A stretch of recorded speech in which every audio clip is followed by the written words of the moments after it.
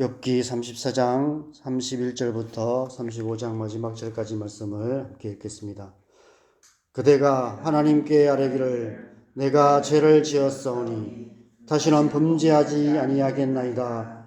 내가 깨닫지 못하는 것을 내게 가르치소서. 내가 악을 행하였으나 다시는 아니하겠나이다 하였는가. 하나님께서 그대가 거절한다고 하여 그대의 뜻대로 속전을 치르시겠느냐? 그러면 그대가 스스로 택할 것이요 내가 할 것이 아니니 그대는 아는 대로 말하라. 슬기로운 자와 내 말을 듣는 지혜 있는 사람은 반드시 내게 말하기를 욥이 무식하게 말하니 그의 말이 지혜롭지 못하도다 하리라. 나는 욥이 끝까지 시험 받기를 원하노니 이는 그 대답이 악인과 같음이라. 그가 그의 죄에 반역을 더하여 우리와 어울려 손뼉을 치며 하나님을 거역하는 말을 많이 하는구나. 엘리후가 말을 이어 이르되 그대는 이것을 합당하게 여기느냐? 그대는 그대의 의가 하나님께로부터 왔다는 말이냐? 그대는 그것이 내게 무슨 소용이 있으며 범죄하지 않는 것이 내게 무슨 유익이 있겠느냐고 묻지만은 내가 그대와 및 그대와 함께 있는 그대의 친구들에게 대답하리라. 그대는 하늘을 우러보라. 그대보다 높이 뜬 구름을 바라보라. 그대가 범죄한들 하나님께 무슨 영향이 있겠으며 그대의 악행이 가득한들 하나님께 무슨 상관이 있겠으며 그대가 의로운들 하나님께 무엇을 드리겠으며 그가 그대의 손에서 무엇을 받으시겠느냐? 그대의 악은 그대와 같은 사람에게나 있는 것이요 그대의 공의는 어떤 인생에게도 있느니라. 사람은 학대가 많음으로 부르짖으며 군주들의 힘에 눌려 소리치나 나를 지으신 하나님은 어디 계시냐고 하며 밤에 노래를 주시는 자가 어디 계시냐고 말하는 자가 없구나. 땅의 짐승들보다도 우리를 더욱 가르치시고 하늘의 새들보다도 우리를 더욱 지혜롭게 하시는 이가 어디 계시냐고 말하는 이도 없구나. 그들이 악인의 교만으로 말미암아 그 귀에서 부르짖으나 대답하는 자가 없음은 헛된 것은 하나님이 결코 듣지 아니하시며 전능자가 돌아보지 아니하심이라. 하물며 말하기를 하나님은 배울 수 없고 이래 판단하심은 그 앞에 있으니 나는 그를 기다릴 뿐이라 말하는 그대일까 보냐. 그러나 지금은 그가 진노하심으로 벌을 주지 아니하셨고 악행을 끝까지 살피지 아니하셨으므로 욥이 헛되이 입을 열어 지식 없는 말을 많이 하는구나. 어제 새벽에도 나눈 것처럼 엘리후의 갑작스런 등장은 우리를 당황하게 합니다. 엘리후의 말에 비추면 욥의 세 친구가 욥을 위로하러 왔을 때 엘리후도 함께 왔고 또 욥의 세 친구들과 치열한 논쟁을 할 때도 함께 그 자리에 있었던 것 같습니다. 그런데 32장 2절부터 37장까지 6장에 걸쳐서 엘리후가 쉬지 않고 쏟아놓는 말 외에는 그 전에도 그 후에도 엘리후의 이름조차 언급되고 있지 않습니다. 욥도 그렇고 하나님께서도 엘리후에 대해서 그리고 또 그의 말에 대해서 가타부타 아무런 반응이 없으십니다. 그래서 엘리후가 어떤 사람인지 굉장히 모호합니다. 욥의 세 친구인 엘리바스, 빌닷, 소발과 같은 부류의 어떤 부정적인 인물로 봐야 할지 아니면 이 성경 본문의 배열상으로 욥과 하나님 사이에 있는 것을 보면 좀 욥과 하나님 사이의 중재자로서 긍정적으로 봐야 할지 쉽게 결론을 내리기가 어려운 것 같습니다. 부정적으로 보는 분들 가운데는 엘리후를 침입자라고 주장하기도 합니다. 고속도로를 운전하다 보면 대형 화물차가 갑자기 추월하기 위해서 끼어들어서 교통 흐름을 방해하듯이 다 끝난 이야기에 갑자기 끼어들어서 이야기의 흐름을 방해하는 그런 인물로 평가하기도 합니다.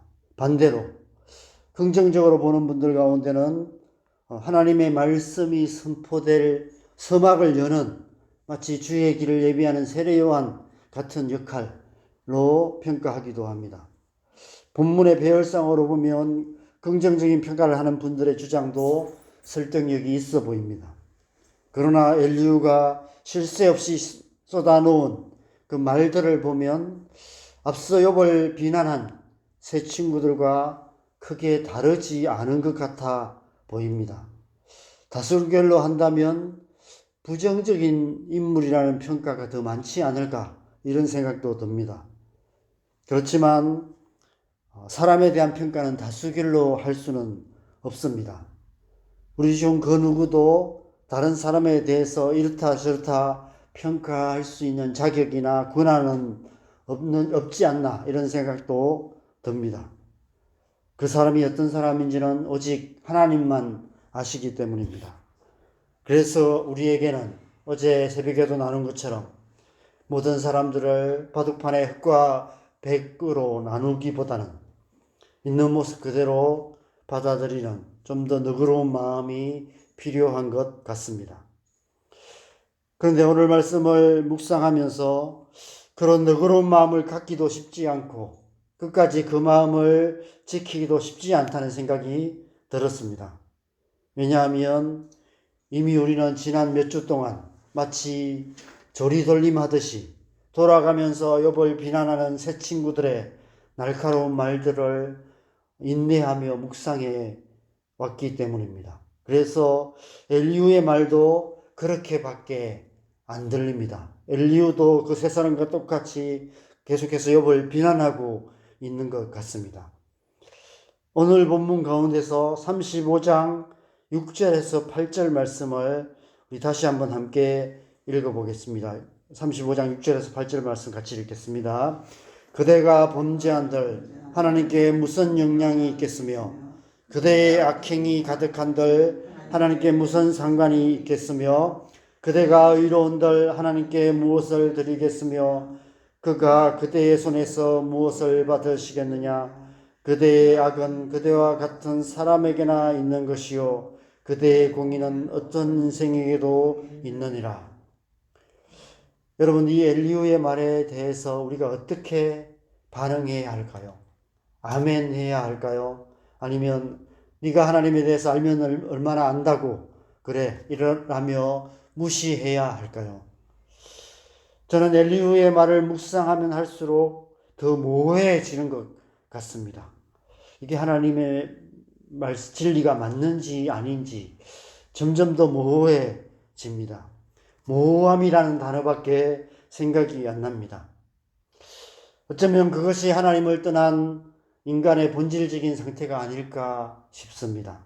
인간이라는 존재 자체가 모호한 존재이기 때문에 우리 사는 이 세상은 모호한 세상, 모호함으로 가득한 세상일 수밖에 없다는 생각이 듭니다. 그런데 처음부터 우리가 그런 존재는 아니었습니다. 태초에 하나님께서 우리를 만드실 때에는 하나님의 형상으로 분명한 존재로 만드셨습니다. 혼돈과 공허와 기품과 흑암 상태에 있는 이 땅에 빛을 비추시고 생명으로 충만하게 하시고 진흙을 빚어 그 코에 생기를 불어넣으심으로 우리를 하나님의 형상이 되게 만드셨습니다. 모호한 존재가 아니라 분명한 존재로 만드신 것입니다. 그때는 모든 것이 분명했습니다. 하나님에 대해서도 우리 자신에 대해서도 우리가 살아가야 될 삶의 이유와 목적에 대해서도 그리고 우리 사는 이 세상에 대해서도 조금의 모호함도 없이 분명했습니다. 하나님의 영광을 분명히 보았고 하나님의 음성을 똑똑히 들었고 언제나 하나님의 따뜻한 사랑의 품 안에 거하는 하나님의 자녀들이었습니다. 그런데 죄로 인해 그 모든 것들이 다 모호해져 버리고 말았습니다. 우리의 존재 자체가 다시 태초의 혼돈과 공허와 기품과 흑암의 상태로 되돌아가 버렸습니다. 하나님의 영광을 볼 수 없게 되었고 하나님의 음성을 들을 수 없게 되었고 하나님의 사랑의 손길을 더 이상 느낄 수 없게 되었습니다. 이전에 너무나 분명했던 모든 것들이 다 모호해져서 결국은 하나님이 어디 계시냐라고 말하는 그런 영적인 혼돈의 상태가 되었고 더 이상 하나님을 찾지도 않는 그런 하나님은 없다라고 말하는 그런 상태가 되고 말았습니다. 그래서 삶의 목적도 이유도 알지 못하고 나 자신이 누구인지조차도 알지 못하는 내가 누구입니까? 라고 묻는 그런 상태가 되고 말았습니다. 모호함은 하나님을 떠난 이 세상 모든 사람들의 본질적인 상태입니다. 욥이 나름 최선으로 하나님을 경외하며 악에서 떠난 삶을 살았지만 그러나 그것은 인간의 최선일 뿐 하나님의 최선은 아니었습니다. 욥도 이유 없이 까닭 없이 고난을 당하니까 삶의 그 모호함이 무엇인지를 철저하게 깨닫게 된 것입니다. 엘리후가 나름 하나님의 편에 서서 하나님을 변호하는 말을 쏟아놓지만 모호함만 더할 뿐입니다. 우리가 때로 아는 척하지만 하나님에 대해서 잘 아는 척하지만 하나님을 알면 알수록 우리가 점점 더 모호해져 가는 것 같습니다. 하나님을 떠난 이 세상은 답이 없는 모호한 세상일 수밖에 없습니다. 끊임없는 질문으로 가득할 뿐 그 누구도 분명한 답을 주지 못하는 세상입니다. 우리 자신도 모호한데 우리를 둘러싼 모든 사람들도 모호한 존재만 가득합니다. 좋은 사람인지 나쁜 사람인지 내 편인지 남의 편인지 그가 하는 말이 진짜인지 거짓말인지 나를 바라보는 그들의 눈빛이 어떤 의미인지 모호하기만 합니다. 이 세상을 산다는 것은 날마다 순간마다 그 모호함을 견디며 살아가는 것이 아닐까 이런 생각이 듭니다. 우리가 지금 그런 시간을 보내고 있는 것 같습니다. 욥의 세 친구들이 끊임없이 쏟아놓는 말들 속에서 또 욥이 당하는 까닭없는 고난 속에서 또 엘리후의 말을 묵상하는 이 새벽 묵상의 시간들이 참 모호한 시간들인 것 같습니다. 엘리후의 말이 끝나고 하나님께서 말씀하실 그때까지 우리는 엘리후가 쏟아놓는 모호한 말들 속에서 인내하며 기다릴 수밖에 없습니다.